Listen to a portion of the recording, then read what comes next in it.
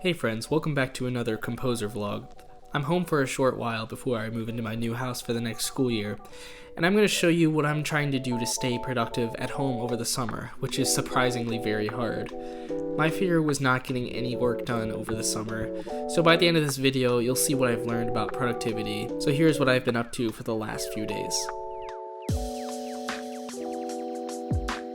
Good morning everyone, welcome back to my channel. It's been, I think, a year since my last composer vlog, and I'm home for the summer, at least for a few short weeks before I go into my new house closer to my school. But I'm here for a few short weeks, and I'm going to try to show you what I do on the daily over the summer, and how do I kind of try to keep productive, even though it's very difficult right now. So yeah, this is just a good way to keep me accountable and to get me doing work and to make it seem like I know what I'm doing. But anyways, yeah, it's gonna be a fun little journey. Today I'm gonna be probably just working on a band piece that I'm finishing up and probably doing some other admin work, and I'll show you kind of how I keep productive and what I do to stay on top of things. But yeah, it should be fun, and I'll share a little life update with you because I think it's been a while since I've been on a personal level with you guys. So hope you enjoy, and yeah, have some coffee or tea or some other beverage or snack and just enjoy this wonderful composer vlog. We all know the first step to being productive is to get some coffee. I have a classic vanilla latte from Starbucks.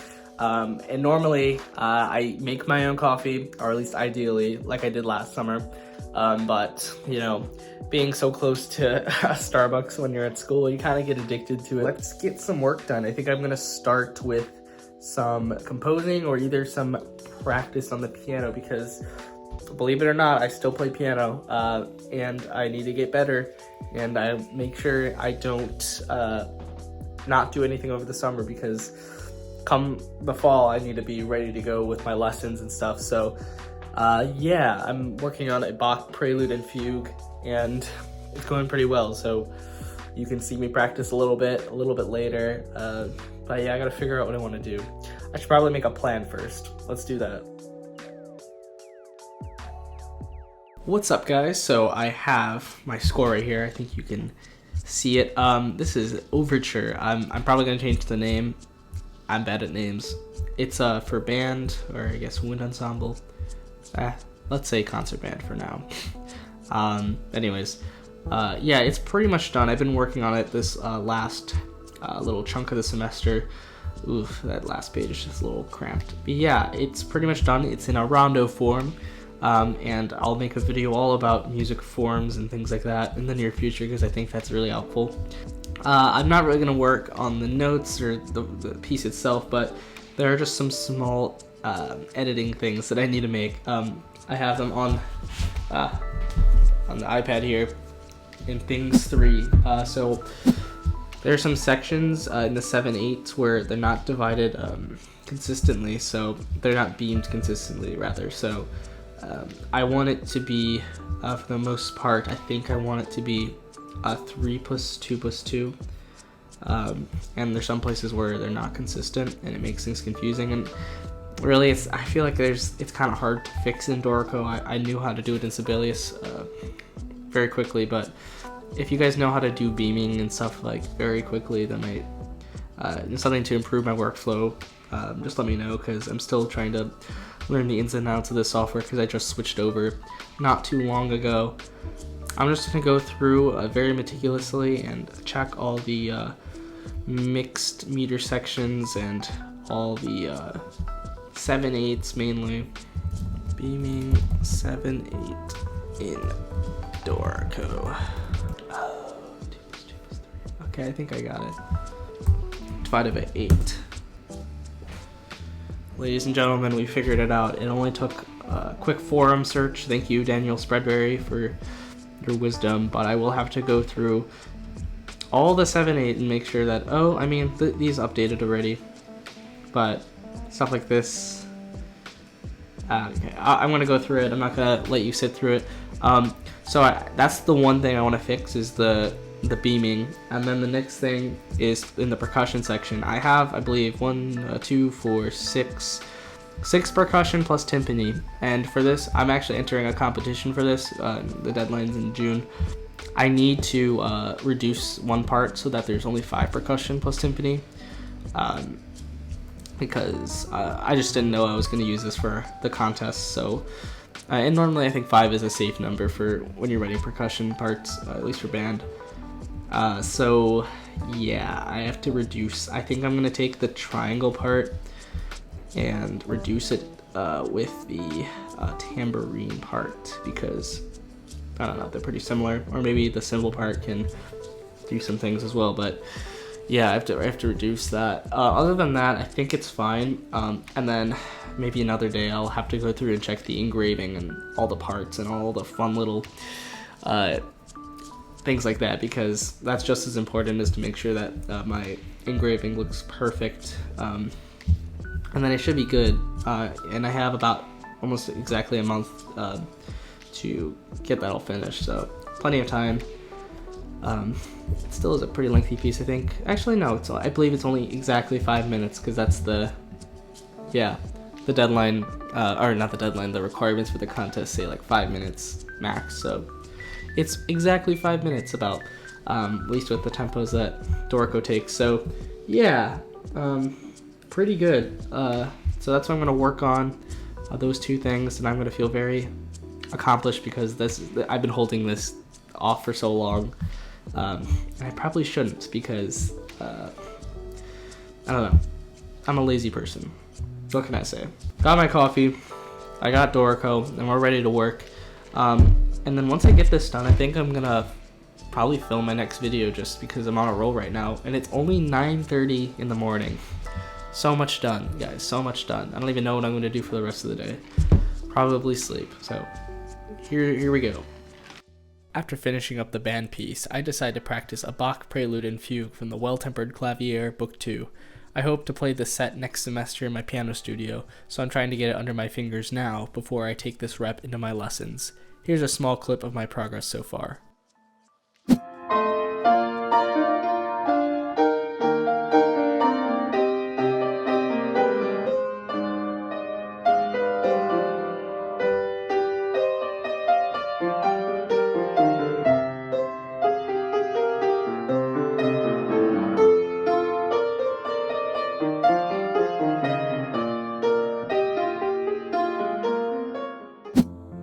I decided to take a cheeky walk around the neighborhood because the weather was very nice, and I need to stay active somehow over the summer so that I don't become a waste man. Okay, so I just realized, I just came back from my walk, by the way. I totally forgot that I need to pick up a new solid state hard drive for my videos, because I ran out of storage. I have this like Samsung T7 portable SSD thing. It's about 500 gigabytes. And I've used that for every single video on this channel until now. I believe it's about 62 videos. I think this is the 62nd video. And yeah, I'm running out of storage. I only have a few gigs left, so I need to go buy one. So let's go to the store and pick one up. We found the solid state drives, but they are expensive. Yikes. Got the SSD. It was like almost $100. Yikes. So here's the SSD. There are more expensive ones. This is the one I just use because it's like not horrible, but it just does the job. It's basically what this one is, but that one's out of storage. This will probably last me another year of making fun little YouTube videos. So yes, and those are my shorts. Don't worry about that. So I decided to do more voiceovers and editing for the video that I just released yesterday on Front Matter and formatting your preface materials in your scores. But the rest of the day, I kind of lost all my motivation to do anything, so I put the rest of the work on hold until tomorrow. Okay, so I haven't done much like writing in a long time, so I figured that I know I want to work on this piano concerto over the summer, so that's what I'm going to do right now. I'm just going to, I have some sketches already, but I'm just going to try to flesh some things out and look at the form a bit. It's in sonata form, classic first movement of a piano concerto, with my own twists and stuff like that. But yeah, I'm going to sit at the piano with the iPad and sketch out some things, and you can see a time lapse of me just trying to fool around. But yeah, I just want to get some stuff done because I haven't like written anything in a long time. I'm in the early stages of sketching this piano concerto, so a lot of it is me banging on the keys and trying to develop thematic material and follow a rough outline and form of the piece. It's just been so long since I've done actual composing, so it was refreshing to just spend a few precious minutes getting my ideas onto paper. So, story time. I had a lot of really cool opportunities this past semester when it came to performance opportunities for my pieces and like getting to travel and stuff. So if you're interested, stick around. If not, just skip to this timestamp to skip this. If you just want to know what I did this semester, because I've been gone for like 3 months, at least on this channel, and I haven't been uploading because it's just been really busy, but I did some really cool things and I want to keep you guys updated. So the first thing was having a performance of one of my pieces at my school. And I mean, each semester I have like one of my small chamber pieces performed at what we call a new music concert. But this is a large scale piece, like a large ensemble. And how it started was that, at my school there's this competition for like concerto and arias, and you get to get one performed if you get selected with the school orchestra. So what my composition teacher suggested was writing my own piano concerto first, and then also playing it in the audition, and hopefully getting selected to perform with the orchestra in the spring concert.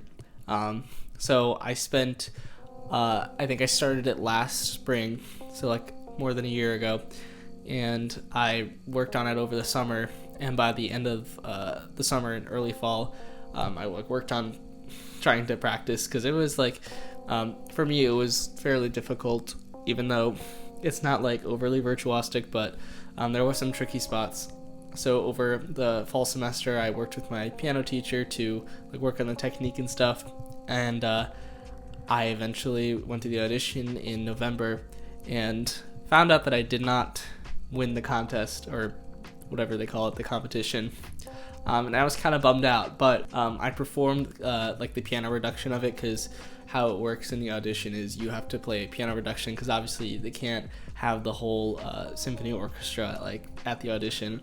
So my piano teacher played the orchestra part, and I was on the piano, and I performed it during one of our recital labs, which is where the entire music department is like gathered in one room during like 1 hour, and you like practice performing as if it was like a recital or something. So I performed my piano concerto, and in the audience was the band director, and he thought it was really cool, and he wanted to try to have me readapt it for a wind ensemble. And I was really, really pleased to hear that, because he wanted to program it for next semester in the spring. And I was really, really pleased to hear that, because I wanted to get the piece performed, because I worked on it for so long, many, many months. I think it worked out way better than if it was performed by the orchestra. I think the piece worked a lot better for winds. But there were some really interesting changes that I had to make to the score. So the entire first part of the piece, the exposition, because it's in a sonata form, it is in a key that is horrible for winds. I believe the original exposition starts in B minor, and if you try to transpose that for some of the like B flat instruments, it gets crazy. A lot of sharps. It just becomes very, very strange for like a wind ensemble.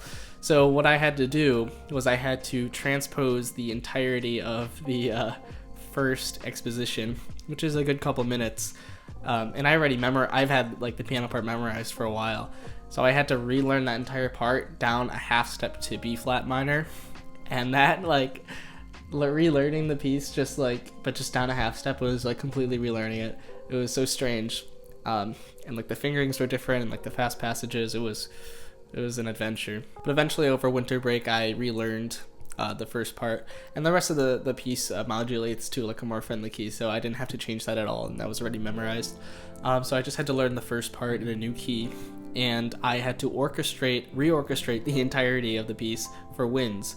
I think it turned out a lot better. I think I could be more lush with my orchestration, because I can work with more wind instruments, and the timbres were just completely different, and then just the scale and balance of things was interesting. I also learned when we started rehearsing the piece in early spring semester how loud the brass section is. I really underestimated how like present they are, and how much they can take over. in a wind ensemble. So I learned a lot about orchestration through this whole experience. It came together in the end. You can check out the recording. Yeah, no, it was a really, really cool experience. At least for even undergraduates, you don't get a lot of performance opportunities for large ensembles. So this was a really, really wonderful experience, and I hope to write another one and hopefully have that performed by the orchestra. But so the next opportunity I'm going to talk about that I had over this semester, and I just hinted at it before, but knowing me, and I talk about this a lot on this channel, I apply to so many different like opportunities for composing and call for scores and contests and things like that. And a lot of the times I forget, to which ones I apply to. Like I keep a database of the ones I've done, but there's usually like a couple months of wait time before you get a decision back, and most of them are rejections. But I applied to this one. This one was for a all-state orchestra festival in Alabama, and it was for string orchestra and for more younger players. And I already had a string piece that I wrote the semester before for my school orchestra reading session, and we usually do one every year. So I had a piece in my catalog that I didn't really have a full good recording of, and I just decided to throw it in there. And it's a lot more difficult than I presumed, and I'll cover why in a second. But a few months go by after applying to it. I totally forgot about this contest. But then I don't know exactly when it was. I think it was last December. I had an email. I think it was first a phone call, then an email, and I found out that I won, and I was really surprised, first of all, because I never really expect anything, because a lot of them are rejections.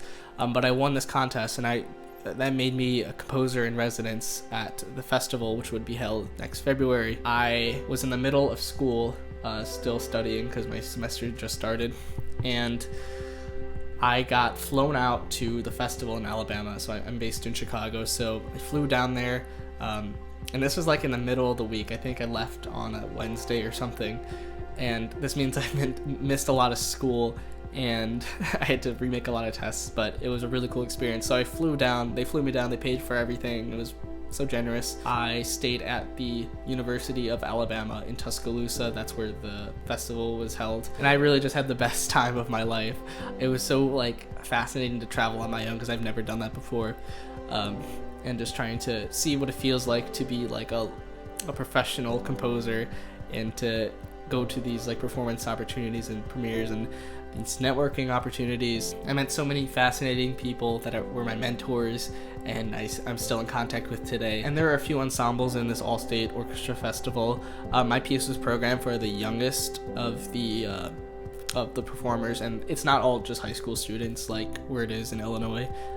It's all sorts of ages, from I don't know, probably like age 12 all the way to seniors in high school. So there was like a big range, and my piece was programmed for the youngest group, and it was very challenging for them, I'd say. I think I wrote it in a very difficult key signature for younger string players. It was in the key of C major, which no sharps, no flats, but intonation is a really big issue with a key like that. So and it was like a challenging piece, like nonetheless, like there were definitely some interesting syncopations and rhythms, and the ranges were pretty extreme.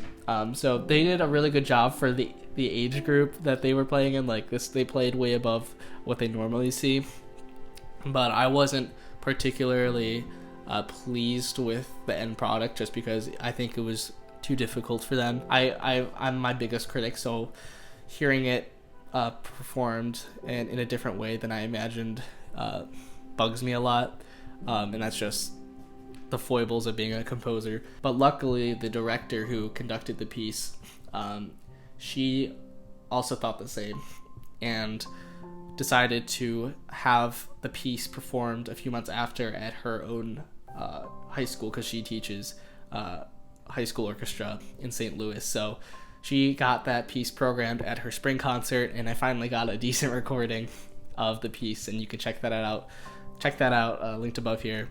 But other than that, there were so many great opportunities there. Just feeling what it's like to be a professional composer like that really changed my mindset about the whole thing, and really inspired me to continue on this path. So moral of the story for both of these is to put yourself out there.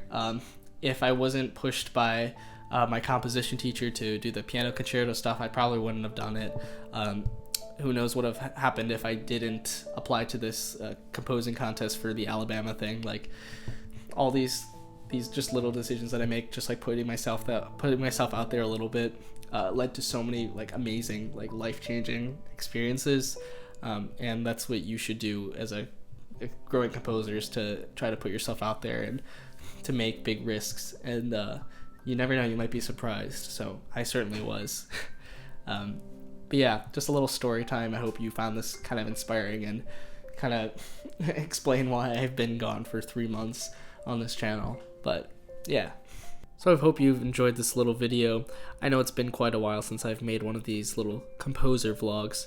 Moral of the story is that I've learned that self-discipline is the issue when it comes to getting work done, and you need to adapt your environment to fit you best. Anyways, thank you so much for watching, and keep writing.